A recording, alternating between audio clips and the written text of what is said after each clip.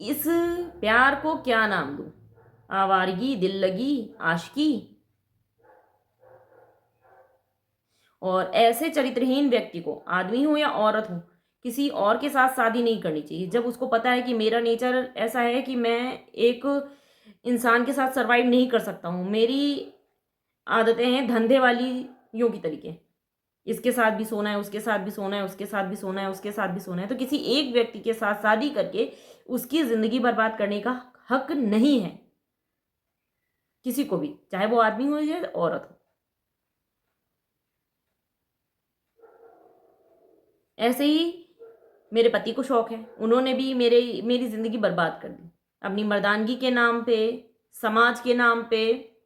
जबकि उनका physical relation और औरतों के साथ था। उन्हें जो जिस लिए बीवी चाहिए थी, जिस लिए एक नॉर्मल इंसान को बीवी चाहिए होती है फैमिली के लिए और साथ रहने के लिए, वो सब चीज उनको भाभी प्रोवाइड करा रही हैं। और ये चीज रविशंकर की माँ को, रविशंकर की बहन को, रविशंकर के भाई को भी पता है, रविशंकर के बड़े भाई को भी पता है कि उसकी बीवी क्या कर रही है। उसके बावजूद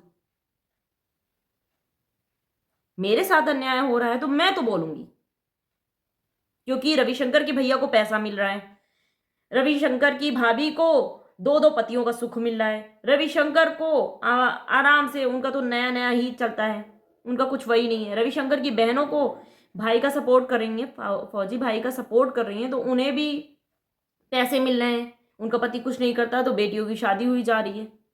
पर इस सब चीजों में मेरे और मेरे बच्चे की जिंदगी तबाह कर रखे हैं। इसलिए मैं बोलूंगी, ये मेरा हक है। राधे राधे, जय माता की। कैसे हैं आप सब? मैं अच्छी हूँ, आशा करती हूँ आप भी अच्छे होंगे, अपनी अपनी फैमिली के साथ खुश होंगे। बुरे लोग बुरा समय आपसे बहुत दूर रहे। आप सभी का स्वागत है मेरे यूट्यूब चैनल सानू गौर में। जैसे कि आप लोगों को बताया, मैं अपनी रियल लाइफ की स्टोरी शेयर करती हूँ, और ऐसे ही आज मैं अपनी लाइफ की एक छोटी सी स्टोरी शेयर करने जा रही हूँ अपने फौजी आवारा पति की। उनकी किस्से कहानियाँ इतनी हैं कि मैं क्या ही बोलूँ। तो ये 2018 की बात है। मैं रविशंकर की यूनिट गई थी। उस टाइम पर रविशंकर मेरठ में थे। मैं यूनिट गई थी रविशंकर की कंप्लेन करने के लिए, जो उन्होंने मेरे साथ किया था, मेरे को घर से निकाल दिया था उसके उस पर। तो मैं रविशंकर की यूनिट गई अपने बच्चे के साथ। तो रविशंकर को जब हम वहाँ गए ना, तो भाई वहाँ मतलब जो सीनियर थे उन्होंने समझाया, सब कुछ किया, एक तरीके से हमारा कॉम्प्रोमाइज़ हुआ रेजिमेंट में। उसके बाद रविशंकर को 11 दिन की छुट्टी मिली कि जाओ तुम अपनी बीवी बच्चों को छोड़ के आओ और उनके साथ रहो, टाइम स्पेंड करो, चीज़ें शायद ठीक हो जाएंगी।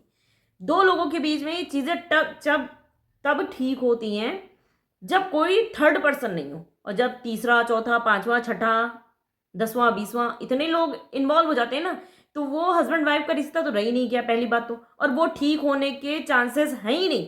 क्योंकि जो सेकंड पर्सन है, जो पार्टनर होता है, वो ठीक करने के मूड में ही नहीं होता है। उसे तो होता है कि बस मेरी पार्टनर अपने मायके जाके रहे और मेरी आवारगी, मेरी आशिकी, दिल लगी और सब मतलब चलता रहे। तो रेजिमेंट से मुझे रविशंकर के साथ भेजा गया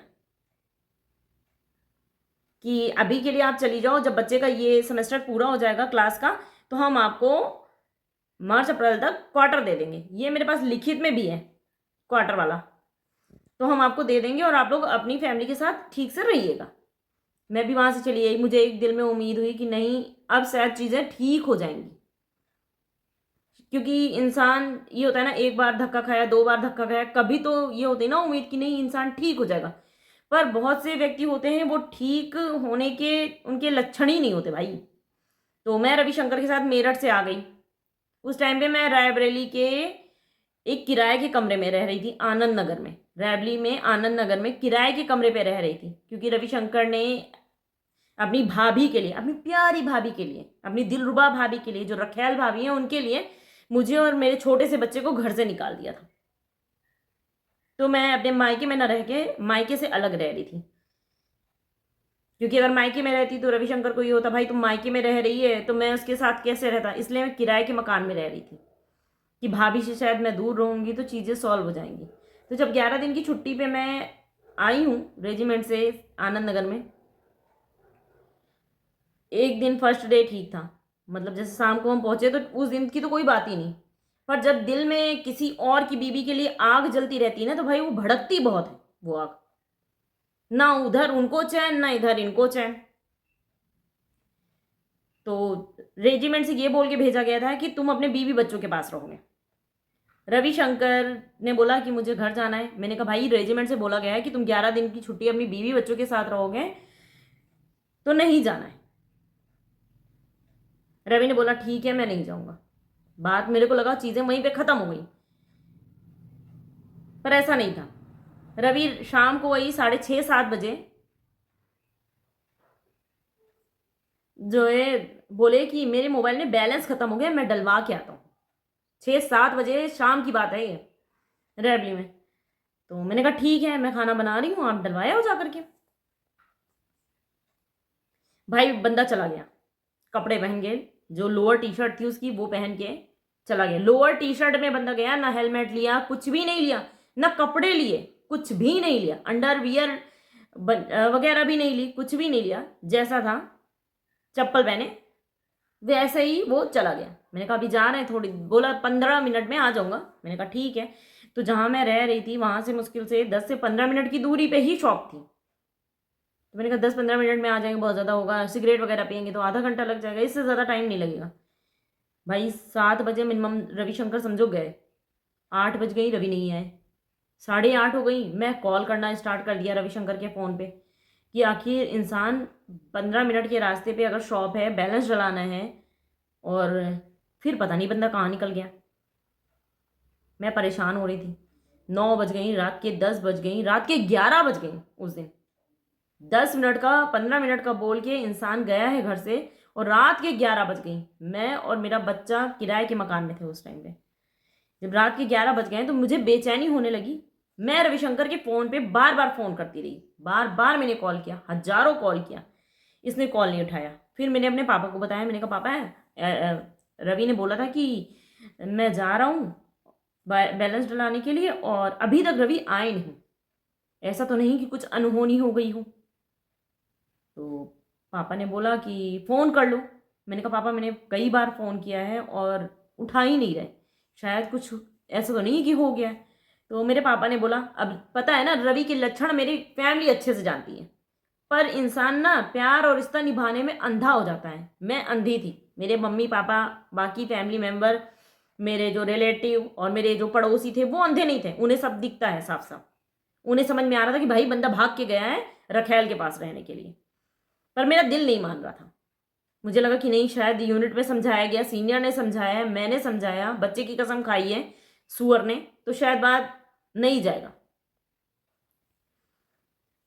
फिर मैंने रविशंकर की घर पे फ़ोन किया। मेरे पापा ने बोला रविशंकर के घर पे फ़ोन करो और वहाँ पूछो रवि आए हैं क्या। मैंने रविशंकर के घर पे कॉल किया। रविशंकर की सिस्टर जो अर्चना देवी है ना, नाम लगाती हैं देवी, लगाती हैं देवी जैसे कोई लक्षण नहीं है भाई, ठीक है। तो उन्होंने कॉल उठाया, मैंने पूछा रवि आए हैं क्या। मैंने कहा आपके भैया आए हैं क्या। तो बोली नहीं नहीं भैया तो नहीं आए हैं यहाँ पे। तो मेरा जी और घबराने लगा। मैंने कहा अब रात हो गई है 11 बजे, अभी अब रात तो कैसे भी काटनी है। मैंने कहा सुबह देखते हैं कि क्या है। रात भर मैंने रविशंकर के पास कॉल लगाया। रविशंकर अपनी भाभी के साथ आराम से इंजॉय कर रहे थे पर्वतखेड़ा में। रविशंकर पर्वतखेड़ा में ही थे, पर उसकी जो बहन थी ना रविशंकर की, उसने बोला कि भैया पर्वतखेड़ा नहीं है। रविशंकर ने मना कर दिया। रविशंकर के पास मैं बार बार कॉल कर रही थी उस दिन, रविशंकर ने भी फ़ोन नहीं उठाया। सेकेंड डे भाई मैंने सुबह 10 बजे तक कॉल किया, रविशंकर ने फिर भी फ़ोन नहीं उठाया। मैंने अपने पापा से बोला तो पापा ने बोला कि भाई उस बंदे की आदत है भागना, इधर उधर कहीं गया होगा, आ जाएगा, तुम टेंशन मत लो। मेरा एक जो पत्नी का दिल होता है ना, नहीं मान रहा था उस टाइम पे, 2018 की बात, नहीं मान रहा था। तो मैंने कहा हो सकता है ऐसा ना हो कि भाई आजकल एक्सीडेंट हो जाते हैं, ऐसा तो नहीं है कि रवि का एक्सीडेंट हो गया हो। मैं डिस्ट्रिक्ट हॉस्पिटल, जिला अस्पताल रायबरेली गई, जो टूटा फूटा हड्डियों वाला वार्ड होता था ना, वहाँ पे गई, वहाँ पे चेक किया कि शायद बात इंसान जो है हाथ पैर टूट गया हो तो अस्पताल में किसी ने एडमिट करा दिया हो गया हो। वहां पे रविशंकर नहीं मिले। मैं रोती जा रही थी, अपने बच्चे का हाथ पकड़ी थी, मैं रोती जा रही थी अस्पताल में जब मैं चेक कर रही थी।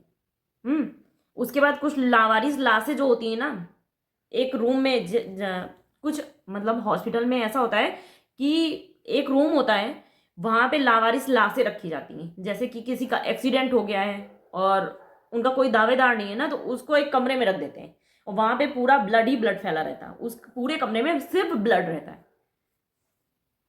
मैं वहां भी चेक करके आई कि ऐसा तो नहीं है कि रविशंकर का एक्सीडेंट हो गया और रविशंकर नहीं रहे हो। और मैं वहां पे भी देख के आई कि ऐसा तो नहीं है कि कुछ ऐसा हो गया हो। दिल दहल गया मेरा। वहां पूरा ब्लड ही ब्लड था, पूरे रूम में सिर्फ खून था।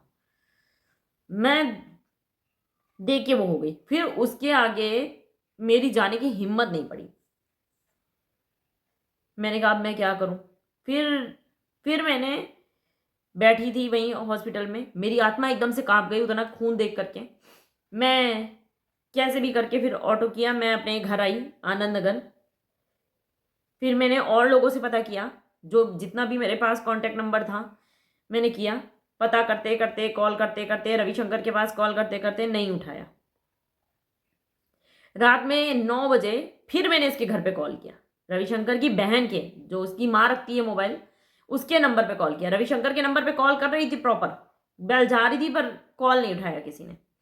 फिर रात में, दूसरे दिन रात में मैंने फिर से कॉल किया 9 बजे के लगभग। तो मैंने उसकी बहन से पूछा, उसकी बहन ने कॉल उठाया फिर से। तो मैंने पूछा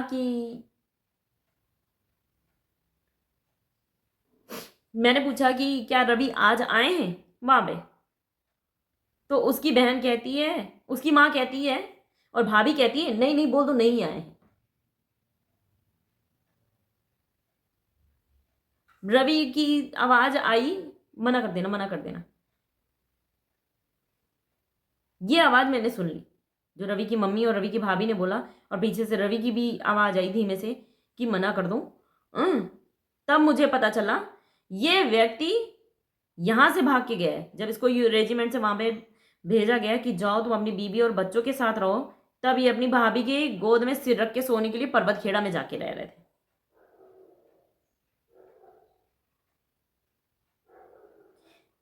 ये कहानी मैंने अपनी स्टोरी सिर्फ इसलिए शेयर की ना कि बहुत सी लेडीजें सोचती हैं कि मेरा वाला सुधर जाएगा। जिसके मुंह में ऐसी चीजें लग जाती है ना, आवारगी का भूत चढ़ जाता है, वो कभी भी नहीं सुधरता। कितना भी आप कर लीजिए, किसी भी स्थिति में वो नहीं सुधरेगा, क्योंकि वो चरित्रहीन हो चुका है। और चरित्रहीन व्यक्ति कभी भी नहीं सुधरता, वो लेडीज हो या जेंट्स हो।